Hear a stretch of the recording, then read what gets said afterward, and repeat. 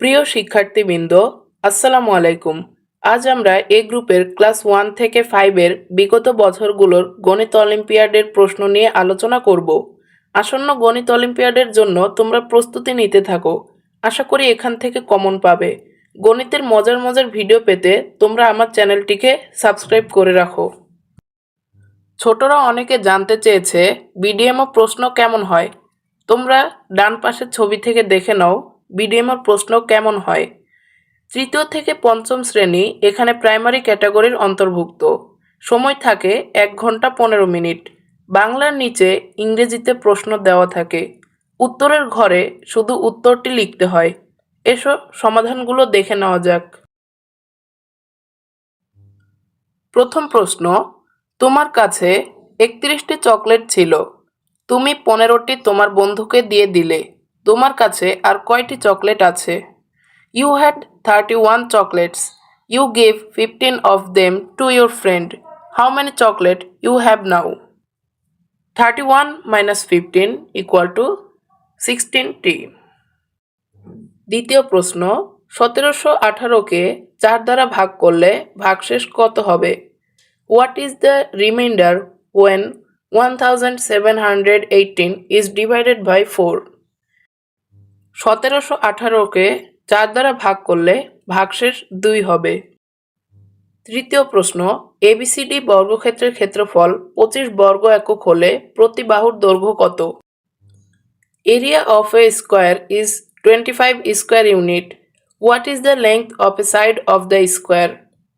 আমরা জানি বর্গক্ষেত্রের ক্ষেত্রফল সমান সমান বাহু গুণ বাহু, অর্থাৎ 5 গুণ 5 সমান সমান 25। তাহলে প্রতি বাহুর দৈর্ঘ্য হবে 5 সেন্টিমিটার। অথবা আমরা বলতে পারি যদি ক্ষেত্রফল হয় 25, তাহলে আমরা জানি বর্গক্ষেত্রের ক্ষেত্রফল সমান সমান বাহু স্কোয়ার। তাহলে আমরা 25-এর রুট করে দিলেই এক বাহুর দৈর্ঘ্য পেয়ে যেতে পারি। সুতরাং √25 সমান সমান 5 একক। 10 বছর বয়সে জুনায়েদের উচ্চতা ছিল 50 সেন্টিমিটার এবং 20 বছর বয়সে জুনায়েদের উচ্চতা হয়েছে 63 সেন্টিমিটার। 10 বছরে জুনায়েদের উচ্চতা কতটুকু বেড়েছে? When Junaid was 10 years old, he was 50 centimeters tall. When he was 20 years old, Junaid was 63 centimeters tall. How many centimeters did Junaid's height increase in those 10 years? সমাধানে গেলে দেখতে পাই বর্তমান উচ্চতা 63 সেন্টিমিটার, পূর্বের উচ্চতা 50 সেন্টিমিটার। তাহলে উচ্চতা বাড়বে কত?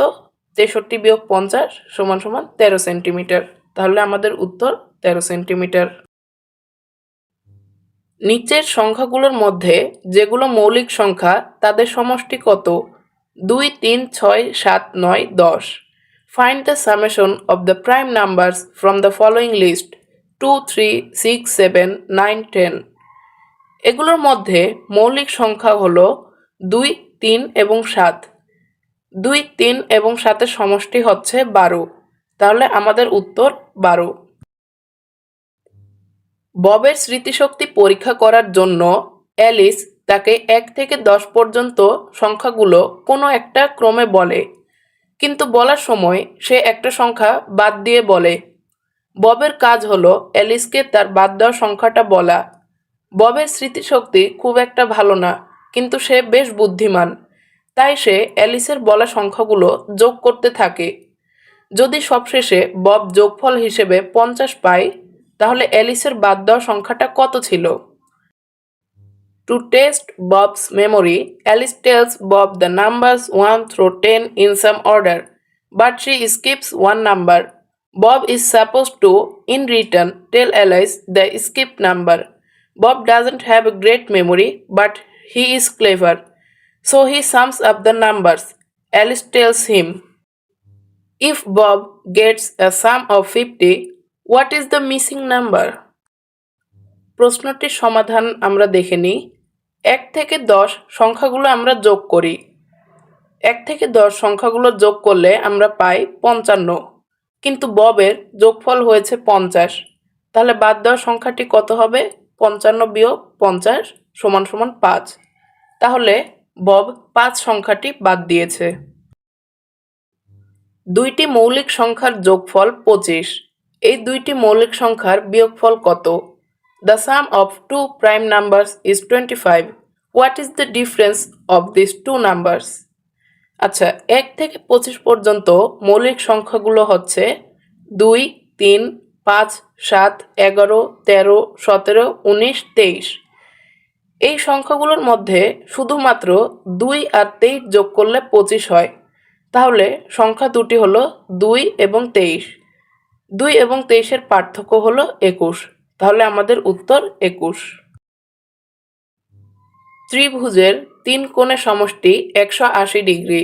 চতুর্ভুজটির 4 কোণের সমষ্টি কত হবে? The sum of the angles of a triangle is 180 degrees. What would be the sum of angles of the rectangle? চিত্রে দেওয়া চতুর্ভুজটির মাঝখান দিয়ে একটি সরলরেখা টানলে চিত্রের মতো দুইটি ত্রিভুজ পাওয়া যায়। সুতরাং দুইটি ত্রিভুজের কোণের সমষ্টি হবে 180 যোগ 180 সমান সমান 360 ডিগ্রি। সুতরাং আমরা বলতে পারি চতুর্ভুজের 4 কোণের সমষ্টি 360 ডিগ্রি। আমরা যারা ম্যাথ অলিম্পিয়াডে অংশগ্রহণ করব, আমাদের এটি সাধারণ জ্ঞান হিসেবে মনে রাখতে হবে যে কোনো চতুর্ভুজেরই 4 কোণের সমষ্টি হবে 360 ডিগ্রি। সুমি 18টি টুথপিক দিয়ে চিত্রের ন্যায় 3 ধাপ বিশিষ্ট একটি সিঁড়ি বানায়। এরকম 4 ধাপের সিঁড়ি বানাতে মোট কয়টি টুথপিক লাগবে? Sumi made a 3-step stair using 18 toothpicks. How many toothpicks are needed for making a 4-step stair like this? বাম পাশের চিত্রটি ভালো করে লক্ষ্য করলে আমরা দেখতে পাই 4 ধাপের সিঁড়ির জন্য আরও 10টি টুথপিকের প্রয়োজন হবে। সুতরাং 4টি ধাপের সিঁড়ি বানাতে আরও 10টি টুথপিক লাগবে। আশা করি আমার ভিডিওগুলো তোমাদের অনেক ভালো লাগছে। এরকম আরও গণিতের বিভিন্ন ধরনের ভিডিও পেতে আমার চ্যানেলটিকে তোমরা এখনই সাবস্ক্রাইব করে ফেলো।